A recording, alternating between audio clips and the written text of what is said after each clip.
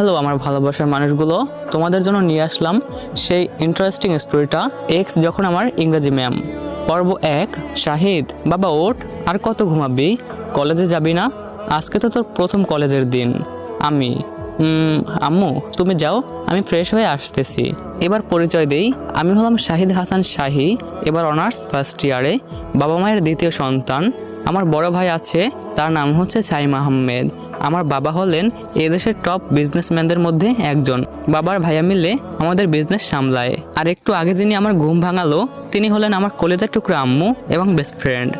Fresh হয়ে নাস্তা করতে গেলাম, খাবার টেবিলে বসতেই আম্মু এসে খাবার বেড়ে দিল। আমি আম্মুকে জিজ্ঞেস করলাম, আম্মু ভাইয়া আর আব্বুকে তো দেখি না?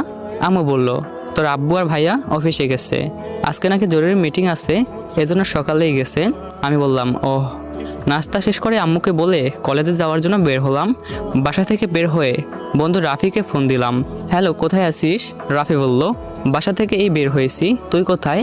আমি বললাম, এই তো রাস্তায় আছি। তারপর রাফি বলল, আচ্ছা ওয়েট কর, আমি আসতেছি। তারপর আমি বললাম, আচ্ছা তাড়াতাড়ি আয় দোস্ত। তারপর শিফাতকে ফোন দিলাম, আসতে বললাম। শিফাত, রাফি এবং আমি এই তিনজন হলাম বেস্ট ফ্রেন্ড। ফ্রেন্ড বললে ভুল হবে, আমরা তিনজন ভাইয়ের মতো। আমাদের তিনজনের মধ্যে যদি কারো সমস্যা হয় তাহলে তিনজন মিলেই খুব সহজে সমাধান করি। এছাড়া আমাদের তিনজনের একটি সংগঠন আছে যেটার মাধ্যমে গরিব এতিম ভিক্ষুকদের সাহায্য করি। যাই হোক, তিনজন একত্রে হওয়ার পর একটা রিক্সা নিলাম।